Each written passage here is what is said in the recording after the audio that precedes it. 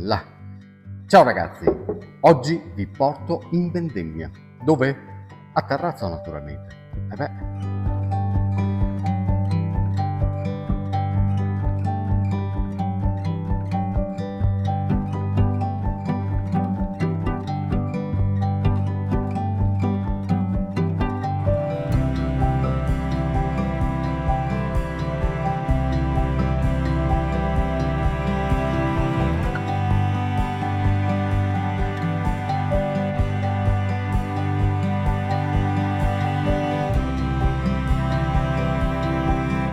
Guarda, ti faccio vedere questi grappoli meravigliosi, vedi, sono grappoli spargoli, quindi adattissimi al nostro territorio, perché essendo così aperti, essendo l'ambiente molto umido, basta una folata d'aria per asciugarli. In più hanno la buccia molto dura, quindi non temono assolutamente l'umidità e si mantengono sani come tu stai vedendo.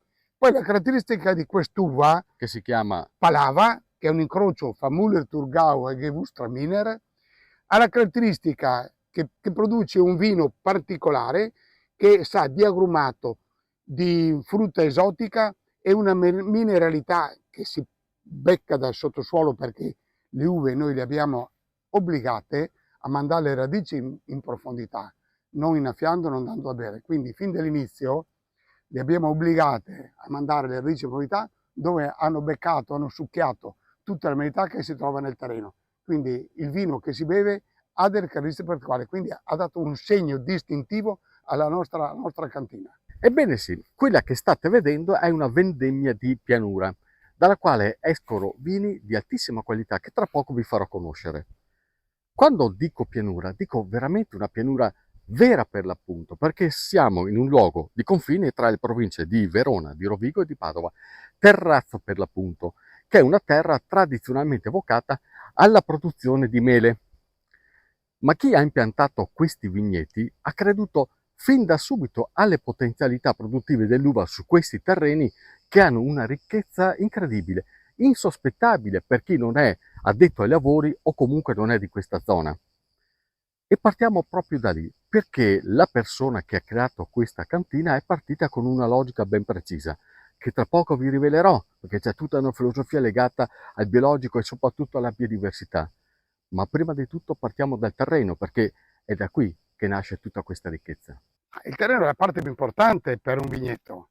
Il nostro terreno è stato, diciamo, miracolato con le esondazioni effettuate nei secoli passati dall'Adige e dal Fratta. Noi siamo in mezzo a questi due fiumi. Quindi le esondazioni che avvenivano, perché gli argini non c'erano una volta, ha portato nel nostro terreno, ha depositato quello che si trova attualmente in Valpolicella, in Lesina e in Alto Adige. Quindi la mineralità, le sostanze vulcaniche, ferro, magnesio, manganesio, calcio, calcare, qua è la componente principale dei nostri terreni. Quanti ettari ha destinati a vigneto? 11 ettari su 30 ettari della campagna. Con quali varietà? Abbiamo Merlot, Ancelotto, abbiamo uve resistenti, Cabernet Rolos, Sauvignon Cretos, Flortai, Johanniter, Palava, che è un altro vitigno molto importante. A noi abbiamo puntato sul rispetto dell'ambiente, quindi è stato l'obiettivo principale. È chiaro che il vino prima di tutto deve essere buono, poi se è biologico, biodinamico, ancestrale, sono tutti valori aggiunti e noi abbiamo puntato sul biologico. Quindi grande biodiversità, ma il biologico non fatto in 3 anni senza trattamenti chimici. Siamo partiti, abbiamo lavorato per 20 anni perché era biodiversità. Dopo 20 anni, quindi nel 94, ho acquistato il terreno, 2014 il primo impianto, quindi 20 anni di alberi, di piante, 40.000 piante alto fusto, bialberati, laghetto, abbiamo creato un piccolo paradiso terrestre.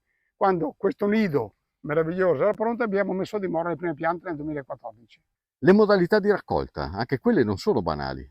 Ascolta Stefano, prima hai assaggiato il nostro spumante. Sì, Hai sentito la freschezza, l'acidità che è dentro, quella che ti pulisce la bocca, ma nel contempo hai sentito anche i profumi e i sapori. Questo non è frutto di un caso, è perché facciamo 2 raccolte, una con i grappoli non completamente maturi per fare la base acida, la base fresca, il resto dell'uva la portiamo a completa maturazione per raccogliere il massimo dei profumi e dei sapori che può regalarci questo grappolo d'uva. Fatte le vinificazioni separate, poi si fa il blend con lo stesso vino fatto da uve, le stesse uve, ma raccolte in tempi diversi, e il risultato è quello che tu hai sentito. Quindi freschezza, profumi, persistenza, consistenza, e quindi il massimo che si può avere da un grappolo d'uva. È impegnativa però una cosa del È genere. anche costosa, però se vuoi differenziarti sul mercato devi usare una tecnica per fare cose diverse e cose particolari, e vedo che il mercato sta premiandoci, perché tutta la produzione dell'anno scorso l'abbiamo già finita, del 2022. Adesso abbiamo il 2023 che è pronto per la consegna, che abbiamo già cominciato a vendere il 2023. Quest'anno stiamo preparando per il 2024. È stato un anno fortunato anche quest'anno, perché nonostante la pioggia e l'umidità, fortunatamente adottando uve pivi, che sono le uve resistenti, che sarà la viticoltura del futuro, siamo riusciti anche quest'anno, nonostante il tempo inclemente e qualche volta anche ha creato danni non indifferenti, con il nostro pivi ci siamo salvati, e sicuramente faremo dei vini meravigliosi. Al di là dei vini, che sono comunque eccellenti, parlare con Luigi è un'esperienza che ti apre la mente, soprattutto quando ti prende per mano e ti accompagna nella sua tenuta, per vedere sicuramente i vigneti, sono gestiti come fossero dei giardini, ma soprattutto per farti scoprire quelle piccole chicche naturali che, raccontate da una persona che le ha volute fortemente, assumono veramente un valore e un significato intenso, difficile da non condividere. Questo bosco qua, all'inizio l'obiettivo della sua piantumazione è stato quello di creare biodiversità. Oltre ad avere il vantaggio della biodiversità, abbiamo scoperto che è stato utilissimo per le gelate. Mentre gli altri vigneti in zona non protetti subivano delle ghiacciate, quindi si seccavano le gemme, le piante, noi con questa soluzione, anche è stato un colpo di fortuna, abbiamo visto che il bosco protegge il vigneto anche dalle gelate, quindi nessuna perdita in tutte le gelate che sono state negli ultimi anni. E ultimamente sono frequenti le gelate primaverili, perché sapete che il clima sta un po' impazzendo. Oltre all'uva particolare abbiamo cercato anche di fare qualcosa di particolare anche per quanto riguarda l'ambiente. Ad esempio, vedi questo cerchio di 10 metri di pioppe cipressine? Sì? Questo qua hanno 2 anni, farà 5-6 anni, siccome hanno una crescita molto veloce, qua salterà fuori, uscirà un posto della freschezza, lo chiamiamo, che all'interno, con un bel tavolo rotondo, un bel bicchiere di rosso, una fetta di salame, è un posto meraviglioso per fare una degustazione. Perché posto della freschezza? Perché quando sarà pieno di verde all'interno, già sperimentato anche con altri viali, la temperatura interna minimo sarà 4-5 gradi meno di quella esterna, quindi ci sarà sempre un piccolo flusso di aria, un movimento di aria che ti crea benessere all'interno, e ti troverai nel punto ideale per fare una degustazione piacevole. Questo, il nido del picchio, vedo? Ah, quello lì. Ma che ne ha di altri nidi? Ma che guarda qua, che un altro bello, guarda. La piena lucidità proprio, vedo quello lì. Ma il picchio è tornato grazie a voi? Da quando abbiamo curato la biodiversità, abbiamo salvato delle piante di legno tenero, tipo pioppo e salice, che oltre a essere utili all'ambiente perché hanno acido salicilico, no, diamo la possibilità al picchio di vivere lì dentro.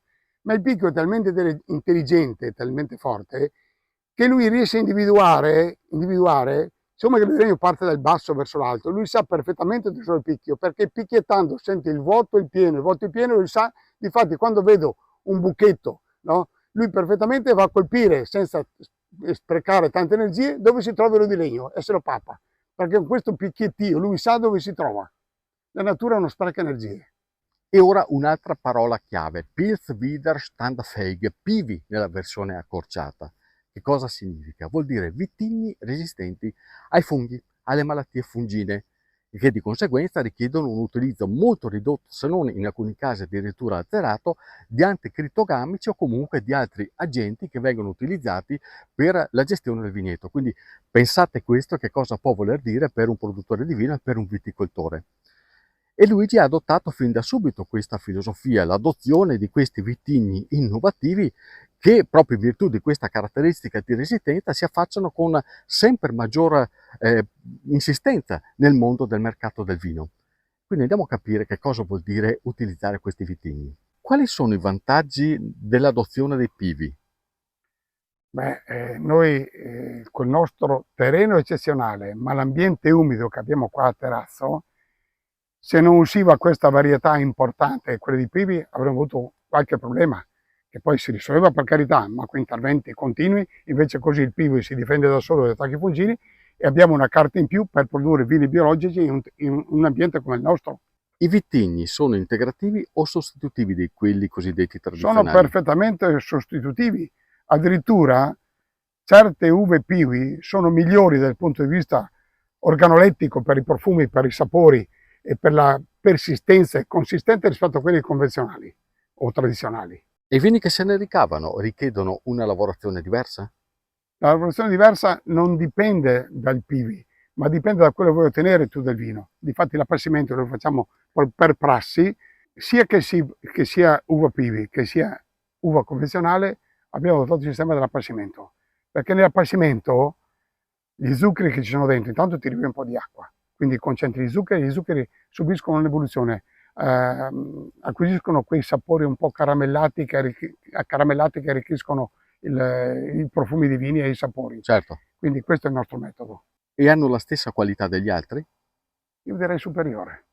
Partecipiamo a concorsi internazionali dove non distinguono Piwi da quelli normali, ci buttiamo nella massa e vediamo che portiamo a casa primi premi ugualmente. Quindi vuol dire che il vino sopporta anche la concorrenza e la supera la concorrenza dei vini convenzionali, vini tradizionali. È stata vinta la sfida di fare vino in una zona apparentemente non vocata? Io direi sì, sono convinto che questi uvaggi rappresentino la viticoltura del futuro.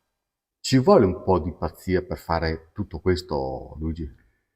Tutti i pionieri sono un po' pazzi, io mi ritengo un po' un pioniere sia nel settore del riscaldamento delle tovaglie per il gas che nel settore del vino. D'altronde è quello stimolo che ti dà la soddisfazione quando riesci di fare un obiettivo che è un po' pazzesco e lo raggiungi, Certo. credo che sia il risultato finale che ti dà la soddisfazione e ti scarica quell'adrenalina che ti rende felice e ti rende contento.